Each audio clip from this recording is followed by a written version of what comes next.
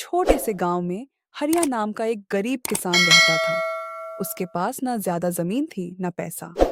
बस उसके पास थी मेहनत करने की ताकत और भगवान पर भरोसा। हरिया सुबह अंधेरे में उठता, फटे कपड़े पहनकर खेत की ओर चल पड़ता। उसके खेत में मिट्टी तो थी, पर किस्मत में पानी कम था। उसकी पत्नी बीमार रहती थी, बच्चे भूखे स्कूल जाते थे। कई बार घर में चूल्हा भी नहीं जलता था। गांव के अमीर किसान हरिया का मजाक उड़ाते थे। कहते थे, इतनी मेहनत करके भी क्या मिलेगा। एक साल भयानक सूखा पड़ा। फसल पूरी तरह बर्बाद हो गई। साहूकार ने कर्ज मांगना शुरू कर दिया। हरिया की आंखों में आंसू थे, पर उसने हार नहीं मानी। एक रात वो खेत में बैठा आसमान देख रहा था। उसने भगवान से बस इतना कहा, मुझे अमीर नहीं, बस मेहनत का फल दे देना। अगले दिन उसने एक छोटा सा फैसला लिया। उसने परंपरागत फसल छोड़कर सब्जी और दाल बोने का सोचा। वो खुद नहर से पानी लाता, पत्थरों से मेड़ बनाता, दिन में खेत, रात में मजदूरी करता। महीनों बाद खेत में हरियाली लौट आई। सब्जियां लहलहाने लगीं। गांव वालों की नजरें बदल गईं। हरिया ने फसल बाजार में बेची। पहली बार उसने साहूकार का कर्ज चुकाया। घर में खाना आया।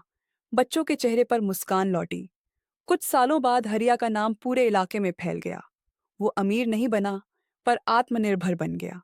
आज भी हरिया वही किसान है, सादा, ईमानदार और मेहनती। क्योंकि असली अमीरी पैसे में नहीं, हिम्मत और मेहनत में होती है। इस गांव में हरिराम किसान रहता था। उसके पास ज्यादा जमीन नहीं थी, पर मेहनत की कोई कमी नहीं थी। उसकी पत्नी सीता और बेटा मोहन भी उसके साथ खेत में हाथ बंटाते थे। हरिराम अक्सर कहता था, मेहनत और सच्चाई ही किसान की असली दौलत है। एक साल ऐसा आया जब बारिश समय पर नहीं हुई। खेत सूखने लगे, कुएं और तालाब खाली होने लगे। गांव में चिंता फैल गई। कई लोग शहर जाने की सोचने लगे।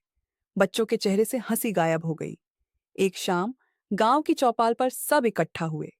हर कोई अपनी परेशानी बता रहा था, लेकिन कोई रास्ता नजर नहीं आ रहा था। तभी हरिराम खड़ा हुआ और बोला, अगर हम सब मिलकर पुराने तालाब को साफ कर दें, तो बारिश का पानी इकट्ठा हो सकता है। पहले तो कुछ लोग हंसे, लेकिन धीरे धीरे सबको बात समझ आने लगी। अगले ही दिन पूरे गांव ने मिलकर तालाब की सफाई शुरू कर दी। बूढ़े, जवान और बच्चे, सब ने अपना अपना काम किया। कुछ दिनों बाद आसमान में काले बादल छा गए। जोरदार बारिश हुई। तालाब पानी से भर गया। खेतों तक पानी पहुंचाया गया। सूखे खेत फिर से हरे होने लगे। कुछ महीनों बाद रामपुर में सुनहरी फसल लहराने लगी। गांव में फिर से रौनक लौट आई। बच्चों की हंसी और किसानों की मुस्कान वापस आ गई। हरिराम की बात सच साबित हुई।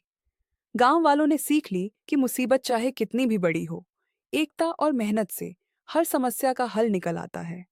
आज भी रामपुर गांव की पहचान उसकी एकता, मेहनत और सच्चाई से होती है।